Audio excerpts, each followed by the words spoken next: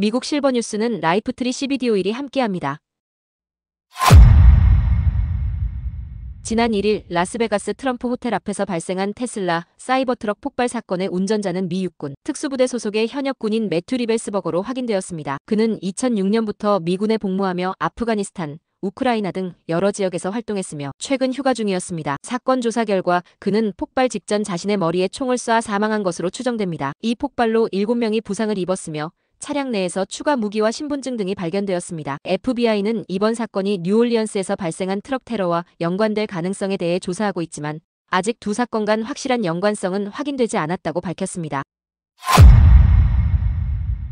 미국 연방수사국 FBI과 국토안보부는 최근 뉴올리언스에서 발생한 트럭 테러 사건과 관련하여 모방 범죄와 보복 공격 가능성에 대해 경고했습니다. MBC 뉴스에 따르면 FBI와 국토안보부는 법 집행기관에 전달한 보고서에서 차량을 사용하는 공격이 쉽게 실행될 수 있다는 점에서 잠재적인 공격자들에게 매력적인 방법으로 간주될 가능성이 높다고 분석했습니다. 이에 따라 연방, 주, 지방정부와 민간 보안 파트너들에게 경계를 강화할 것을 권고했습니다. 특히 이번 사건에서 테러범 자바는 이슬람 국가의 영향을 받았지만 ISIS가 직접 공모했다는 증거는 없다고 밝혔습니다. ISIS는 2014년부터 차량을 테러 무기로 활용할 것을 지지해왔다는 점이 주목됩니다. 한편 뉴욕 경찰국 정보 보고서에 따르면 ISIS의 지지자들이 온라인에서 이번 공격을 축하하며 극단주의 성향의 폭력 행위가 공공 밀집 지역, 퍼레이드, 대규모 행사 등을 목표로 삼을 가능성을 제기했습니다. 특히 휴일 동안의 야외 행사들이 공격의 주요 표적이 될 수 있다고 경고했습니다. 이로 인해 FBI와 관련 기관은 모방 범죄 가능성에 대비해 추가적인 보안 조치와 예방 노력을 강화하고 있습니다.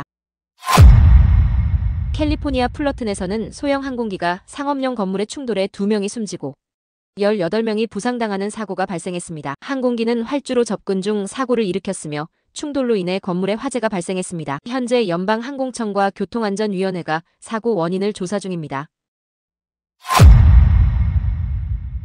2025년 1월 1일부터 캘리포니아주는 유급 가족휴가 혜택을 확대했습니다. 연봉 6만 3천 달러 미만인 근로자는 급여의 최대 90%를, 초과 근로자는 최대 70%를 보장받습니다. 최대 8주간의 휴가가 법적으로 보장됩니다.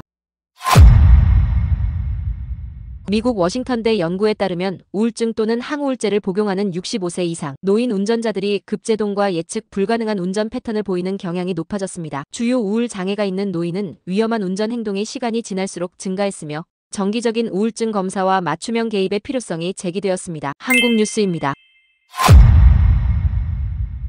2025년 1월 3일 여야는 고위공직자범죄수사처가 발부한 윤석열 대통령에 대한 체포영장 집행이 불발된 것과 관련해 서로 다른 입장을 밝혔습니다. 국민의힘은 공수처의 체포영장 집행 시도를 비판하며 공수처가 내란죄 수사 권한을 초과해 영장을 발부받았다고 주장했습니다. 권영세 비대위원장은 이를 월권적 부당행위라며 중단된 것에 안도했지만 향후 이런 시도가 있어서는 안 된다고 강조했습니다. 또한 현직 대통령에 대한 체포영장은 헌법과 법치주의를 위반한 일이라며 공수처장과 관련 판사에 대한 탄핵을 요구했습니다. 민주당은 체포영장 집행을 저지한 대통령 경호처를 내란 공범으로 규정하며 강력한 대응을 예고했습니다. 박찬대 원내대표는 공수처가 즉각 영장을 집행해야 한다고 주장하며 경호처장 등 관련자를 현행범으로 즉시 체포하고 법적 책임을 물어야 한다고 촉구했습니다. 민주당은 경호처 관계자들을 고발하며 철저한 수사를 요청했습니다.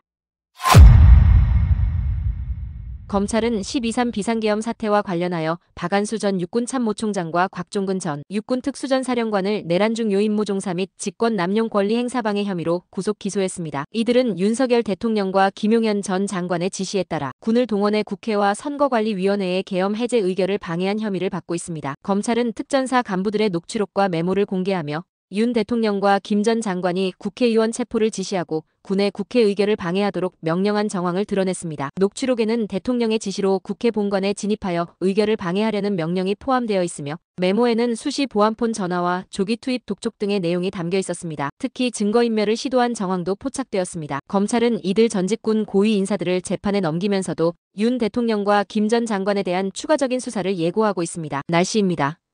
오늘 아침은 대부분 지역에서 맑고 상쾌하게 시작했습니다. 낮 동안에도 햇볕이 가득하겠지만 약간의 구름이 간간히 하늘을 채울 예정입니다. 로스앤젤레스 낮 최고 기온은 약 68도, 밤 최저 기온은 50도까지 떨어질 예정입니다.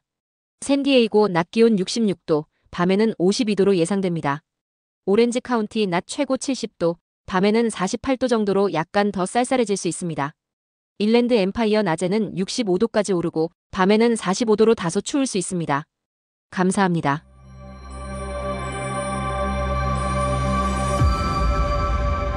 오늘의 뉴스 읽어드렸습니다.